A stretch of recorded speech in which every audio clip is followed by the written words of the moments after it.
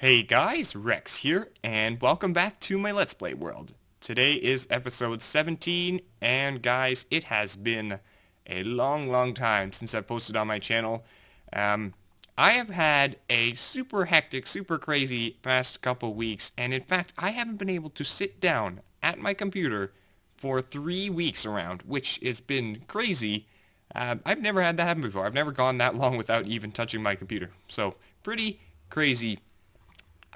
But yeah, I'm exhausted, guys. I've been super busy, but I'm not going to let that stop me from recording today, even though there might be more derps than usual, because I am super excited to get back to this.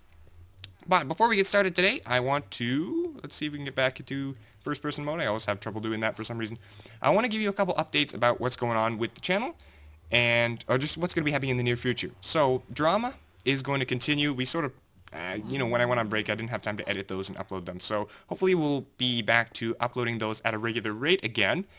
And I've got some more map making videos coming in the future. I'm actually going to be starting work on the map I was working on during my first map making series. And I've all sorts of new ideas for that now that 1.9 is sort of right around the bend here. And the last thing is that Empyrean, my Empyrean Let's Play series, is going to be on hold until, well, likely, I can't promise you, likely until the next Empyrean patch, the major patch 4.0, where we're going to get dedicated servers. And that's because Empyrean is in a pre-alpha state right now, and because of that, every patch that they're pushing out is sort of changing the game to a point where you sort of have to restart your game. So next update, we're going to get dedicated servers, and so hopefully we might be able to get some multiplayer action going on. I don't know. But let's get started with what we're going to be doing today. So right after I finished recording last episode, I actually went and did a whole bunch of work on this world. And I'll show you right now. I've done a ton of resource collection for today's project, and I still have a ton of resource collection to do. I'll give you a little peek here. Look at all this. That is a lot of stuff to be collecting, especially since I have a 2-cell iron farm. I've had to do a ton of AFKing to get enough iron for today's project. But as well, I've been doing some digging for today's project. I won't show you that quite yet. And I have been doing some work on the castle. So as you can see here, this is the one we built last episode. Yeah, I think that was last episode. And yeah, I've been doing some work, sort of laid out where things are going to go here, and I've started to build the other three, and they are coming along very nicely, although it is sort of boring, to be honest, to build the same thing 3 times over again after you've already built it once. And actually, guys, I want you to tell me what you think of my new thumbnail. I just made a new thumbnail. I've used it for last episode, and I'm going to be using them in the future. And I really like it. I really like how the visual weight sort of balances out along the top. I've always been struggling to come up with a good-looking thumbnail, and especially it can be hard because when YouTube compresses the thumbnail, it just looks really bad. So tell me what you think of the episode 16 and 17 thumbnail, and that is probably the one I'll be using in the future. But we also got this guy, Razor, here, and this is a mob that I caught for one of my patrons because we're going to be building some more patron houses back there in the near future. And speaking of patrons, I want to give a huge shout out to my 2 current patrons, Jad Games and Despicable Razor, because with their help I have been able to get, you probably can tell by now, I've been able to get a new mic, finally, and I am loving it so far. It sounds different. I still maybe haven't perfected the way I want it, because I've never had any experience with a non-headset mic in the past. So the mic I got is an Audio-Technica AT2005.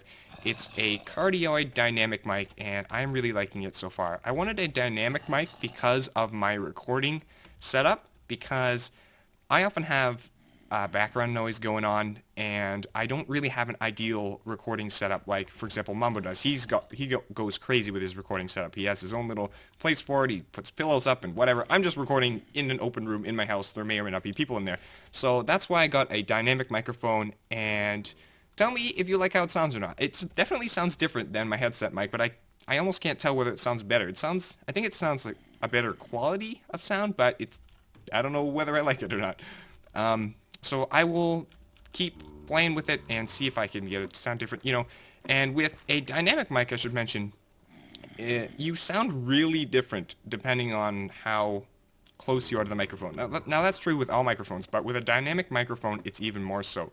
So, I have to decide where I want it positioned in order to get the optimal sound here. But once again, thank you so much to my 2 current patrons for making that possible for me. And if you'd like to join them, you can find a link to my Patreon page in the description, and you can support me for some cool rewards. But what are we going to be doing today? Well, we are going to be starting work on the master plan. That is right, guys. We are going to be starting on my master plan for this base, which is basically the whole reason why I decided to do this Let's Play. So the goal of this master plan is to build a base that controls itself, okay? The whole base is going to be controlled by a central redstone computer, which is going to control the flow of items around the base and to other locations. And it's going to be one heck of a system. It's going to take quite a while to complete. But today we are going to be working on phase 1 of the master plan, and that is storage. Now, if we come down here, you can see that my storage has been under construction for a while, and as a result, I have got random junk in all of these. Ugh, so gross. So we're going to be fixing that. I didn't realize I had to tell me that. That would have been good to know because I'm planning on using that this episode. But yeah, so the storage for my base is going to work in 3 phases. Alright? We're going to have phase 1 is going to be... well, this is phase 1 of the master plan, but there's 3 sub-phases, I guess you'd call them. The first one is... how do I describe this? Automatic sorting and retrieval. Now, we're going to have a... That's basically what Etho has in his world. He calls it the Nexus, his design. And it's basically a huge storage array that will automatically sort the items into it, and you can automatically take the items out by punching in a code, and then they're sent to you, basically, which is super duper awesome. So that's going to be phase 1, and that's really important for the rest of the system, but I'm not going to explain that this episode. Now, phase 2 is going to be for items that deserve their own chest like this. This is basically phase 2 right here. And it's going to be one of these sort of dome shapes. I can access every chest by standing on the ground here. And we're just going to have a whole bunch of sorters behind these chests that just sort the items right into these chests.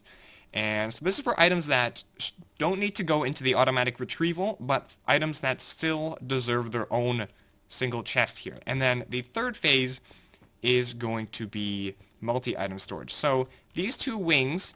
I already built them sort of this style, but then I realized when I kept designing the system that that was a silly idea, and I'm going to be using now multi-item sorters for these wings here. So we're going to have one of these on this side, one, here, and we're going to be using either Tango Text design or, some other design that I find to get multiple items stored in these chests here. And those are useful because then you can arrange them, however you want. You don't have to actually go back into the redstone to change any the way things are stored in here. And this section is going to be for items that basically don't deserve their own full chest, right? Like flowers, right? You're not going to need a full chest for each kind of flower. You just use the multi-item storage. And then finally, this is not really a phase. I don't really count it, as the non-stackable items are going to be going here. I hope this is enough. But yeah, so today we're going to be working on sub-phase 2. This area here, I have been collecting so many resources. Look at this, look at this. Do you see this? This is 8 stacks of hoppers and 4 stacks of chests. That requires an insane amount of wood. I don't have the math here, but each one of these hoppers requires 1 chest. And each chest requires 2 logs. So take all of these stacks of chests and hoppers and multiply that by 2, and that's how many stacks of logs I had to use. And then I needed a ton of iron for these hoppers, needed AFK for like ever, and getting this redstone was a pain, even though I have a wish farm. Crafting these is a pain. Just everything about this is a pain, but it is going to be worth it. And over here I had to run and get some packed ice. Now there's a story behind that too, and I'm talking really quickly and I really have to stop doing that. Okay, let's do this. The packed ice... I needed to get some packed ice, right? So I knew where a packed ice biome was, but I didn't have a silk touch pick. And so I have been trading a ton with the villagers that I have, And I have enchanted, look at this. Oh, look at all these picks. I enchanted all of these picks, and I did not get a single silk touch until I finally got this one. So, it's not that these are bad picks, so I'm not really complaining. These ones are unbreaking, these ones are efficiency, these ones are both, and these ones are just random stuff here, and then these ones obviously are not enchanted yet. But luckily, I have my villagers down there from 1.7, which will give me free diamond pickaxes, and the guys over back here, beside my awesome farm designed by Uniribit, which will basically... What is that? Oh my gosh. Hello? You don't look very happy. That scared me. I was like, is that a skeleton with a lighting glitch or what? Huh. Okay, well he can chill there as long as he doesn't steal any farmland, which I don't think he can. But yeah, we have a villager down there, and this farm basically gives us infinite emeralds so we can trade them to the other guys to get infinite diamond tools. But I'm going to stop blabbing about all my resources that I've gathered and stuff. I'm going to finish up the job. Luckily, I found that hardened clay in this chest because I'm going to need it to build on. And I will see you... Well, actually, I'm getting ahead of myself here. I dug this hole. I need to show you this. Just dug out the other side here. It was previously sort of encased in stone like it is right there. And I dug this out because we're going to be needing this space to build the sorter in. Oh, and I keep having to deal with these guys, man. These guys keep getting in my base. One of them blew up right here and blew up like all the item frames, and it was so annoying. But yeah, I will see you guys when we have all the resources collected up in the same spot, and we are ready to start sub-phase 2 of phase 1 of the master plan. Alright, so here we are, and I finally collected up what I hope is all of the resources we're going to need for this build. And so as you can see, we have the stuff we had before, tons of hoppers, 8 stacks, 4 stacks of chest, 2 chests, 2 trap chest, 6 stacks of redstone, 2 stacks of redstone torches, 2 stacks of repeaters, and 2 stacks of comparators. We've got 12 stacks of light blue stained clay, which is what I'm going to use to build on because I really don't have that much iron right now after making all those hoppers. And we've got 6 stacks of slabs. And then for transport here, we've got some buckets. We have some packed ice, glass, and cobblestone walls.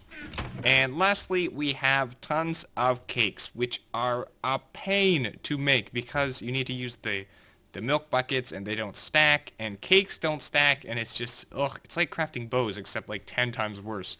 Ugh. But the reason we need these cakes is because they have special hitbox properties, which we'll show later, and I probably won't even use them today, but I don't know. And I might be shooting myself in the foot here because I don't really have much space to have the camera fly around during a time lapse because most of this space is going to be taken up by the build itself.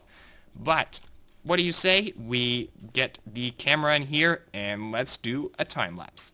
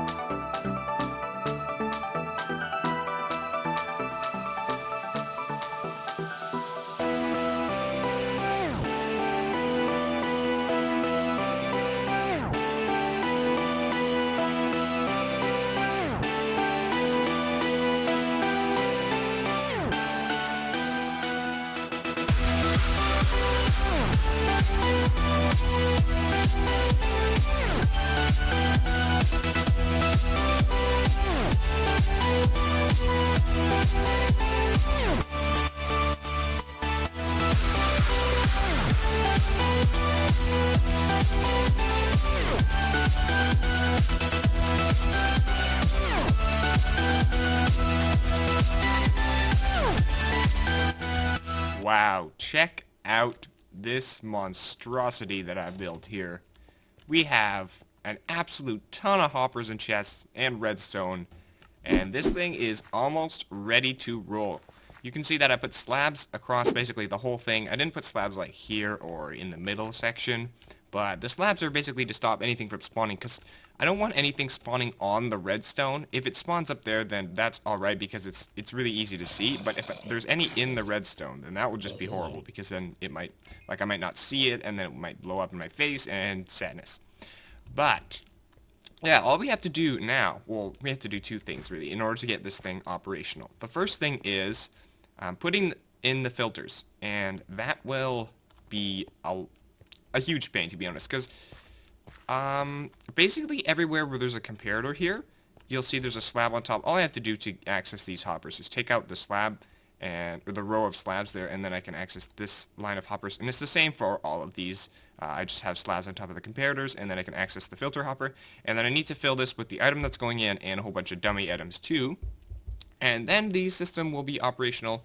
Sorry, the other thing is I have to do is what I'm about to do right now, which is set up all the water streams. Now, in 1.9, you might know that item elevators are going to be changed a little bit because the fence trick no longer works, which is really annoying in my opinion. Like, sure, it's a bug that deserves to be fixed, but as long as they keep glass elevators in general in the game, then I will be happy, because they are super cool.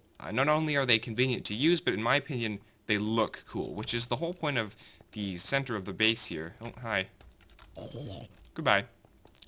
Right in the center of the base, we have this little stub, and that is where we're going to be putting a glass elevator going to the ceiling, and there's going to be items going up through it, and it's just going to look super cool. So, the plan for the water stream, you can see I have lots of cakes and water bottles and whatever, or water buckets rather, and I think the trail is going to start right here, because that will be closest to where we have all the other redstone. And yeah, so it's going to go along the top and sort of snake back and forth along one side, and then when it gets to the end of this one here, it's going to go up a glass elevator, which I don't know if I'm going to build today because I haven't really looked into 1.9 designs for those, and then it's just going to go up and across and then down on the other side, which is super cool, and it will get the items through the system nice and quickly so that they don't despawn. And so I will do that, and I will see you once again when I'm done. Hey buddy, how's it going? You having fun hanging there in my redstone? Alright, so it looks like we're pretty much done here, except I just realized that I really haven't explained any of this to you, this system right here. So, I'll do that right now. This is a sorting system I designed that essentially takes a single input of items and we'll sort them into this big array of chests, right? Which is nice because I can access each one from where I'm standing, because we've got this nice curved floor, and I think it looks really nice. I purposely designed this to look good. That was one of the sort of design features that I have. I always want to make my contraptions look good. That's really important to me. And so basically, it's all of this mess right here is your basic sort... Oh. Huh, looks like some repeaters got washed away. I'll have to fix that up. But this is your basic sorter system. I wish I could show it to you, but I got some water all over the place and now the redstone despawned. But you've got a hopper and another hopper and a comparator and a little piece of redstone here. And basically what it does is there's items in this hopper and only one type of item can go through that hopper. And then this little thing lets it filter through. You've probably seen this before. If you haven't, then you're probably not too familiar with redstone. But what we've got going through the whole thing is an ice stream. So the reason we're using ice here is because it goes a lot faster and therefore will be a lot less likely to despawn. And what we've done here, you might be wondering why we use the cakes. And the cakes basically allow the item, when the item goes in the water stream and brushes up against the cakes like this, the cakes have a hitbox that are 1 pixel less than a full block, and so do ender chests. And chests do too, but their hitbox is a bit glitchy, which is why we don't use them. And then it will go along, and because we've aligned it up against these cakes, it will actually be on top of this block and on top of this block at the same time. So that way, it goes fast because of the ice, but can also be sucked up by these hoppers right there into the sorters. Very cool system. I believe it was invented by JL, or one of the guys on the Zip Crowd. And yeah, so basically all this is a whole bunch of these little single modules all packed together tightly in one space to sort them into these chests. And then as well, we've got buffer chests here. Not really buffer, they're extra storage. So each chest here has about one small chest, a large chest, and a couple hoppers worth of item storage, which is really good. And then it's got built-in overflow protection, so any items that overflow will just continue down the line. And then we'll add some sort of system to protect against that at the end. So yeah, I designed this system myself, this particular system.